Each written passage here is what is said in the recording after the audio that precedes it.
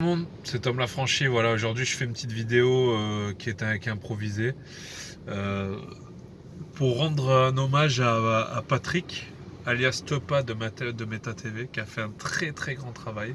Le rendre hommage pourquoi? Pour ceux qui ne le savent pas, il est décédé hier. Il avait une maladie, la leucémie.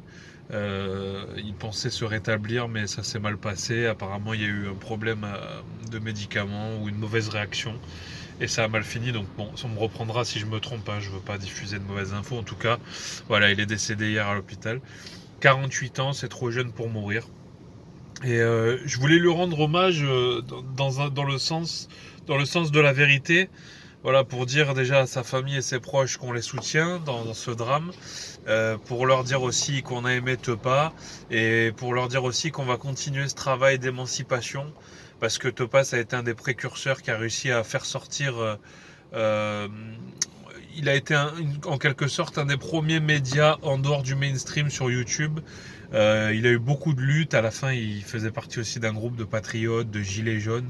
Un monsieur qui, pour moi, c'est de la résistance en fait. Hein, c'est de la résistance qu'il a fait. Il était apparemment catholique de ses dires et j'ai échangé quelques messages avec lui. J'ai eu la chance d'échanger quelques messages avec lui. J'ai eu la chance aussi de pouvoir. Bon, je pense qu'il connaissait la religion chrétienne, mais j'ai eu la chance de lui laisser quelques mots sur la chrétienté, sur la véritable chrétienté. J'espère qu'il les aura entendus. Et j'ai eu la chance aussi qu'il suive un petit peu mon travail. Donc ça, c'était vraiment un honneur. Et voilà, pour dire qu'il faut continuer ce travail. Le travail qu'il a fait, le travail d'émancipation de ce mensonge du système. Tout est lié. Mensonge, oligarchie, satanisme, etc.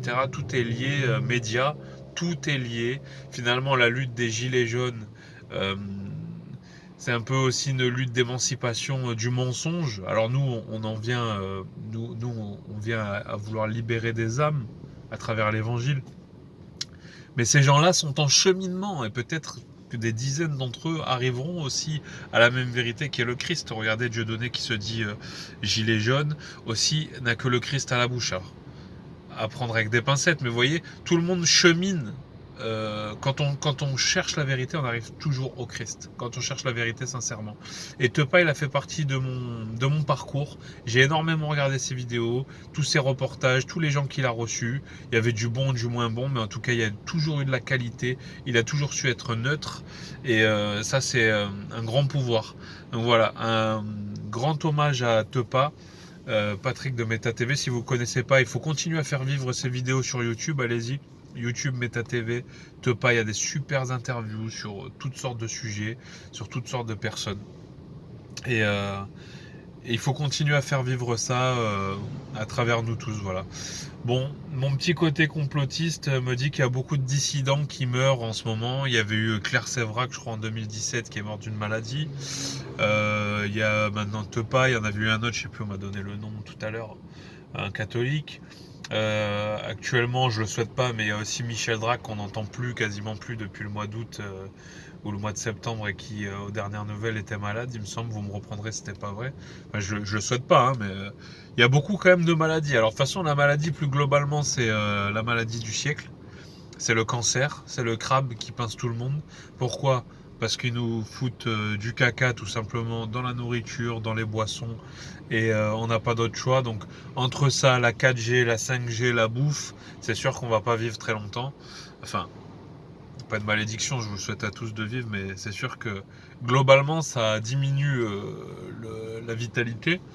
Mais là, voilà, je me pose la question, ça fait beaucoup, sachant que quand on reprend des dossiers de la CIA qui sont anciens, qui ont été libérés aux États-Unis récemment, et qu'on sait que, voilà, avec une petite seringue et une goutte sur de la nourriture, ils arrivent à vous coller des maladies, des poisons. Voilà, je pense aussi, par exemple, à Hugo Chavez, qui était un révolutionnaire et qui est mort en 3 mois d'une maladie fulgurante. Voilà, c'est toujours un peu le même topo. Donc je me pose des questions, voilà. En tout cas, on continue de prêcher le Christ parce que là, ça s'accélère, les choses s'accélèrent grandement. Vraiment une alerte sur les derniers temps, là, il se passe quelque chose. Il y a l'affaire aussi avec Kanye West, est-ce qu'il est converti, pas converti en tout cas, quoi qu'il en soit, il emmène des âmes vers Dieu. Euh, moi, je crois que ça s'accélère grandement. En tout cas, globalement, moi, je m'intéresse à tout ça depuis à peu près 10 ans, allez, 8 ans. Et bon, les choses ne font que s'accélérer.